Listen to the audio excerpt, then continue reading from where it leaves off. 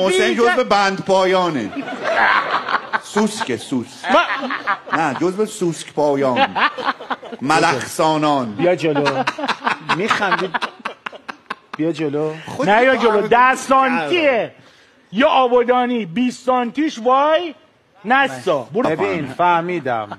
یا که داری میره عقب. امشب همش تهدید میکنه. من چه تهدید کی تهدیدت کرد؟ نه نادر، این پسر محسن کیاییه. خب این پسر خیلی خوب و خوش اخلاقی بود. توپل مپل هم بود. خب این نمیدونم درگیر چه گند و کثافتی شد، چه میدونم چه معتاد به چی شد. این اولا هی شروع کرد لاغر شدن فلان و اینا. الان هم اخلاقش بیا دیدی دماغش هم کشید بالا. همین نادر امشب اصلا ما گفتم تو بیای تام این پسره ترکش بدی. امشب چرا باید توی کثافت ها درگیر بخواب اونو به کفایت بزنم خوب شد. برو جناب برو یه همشریتو گیر آوردی من اذیت نکن. برو.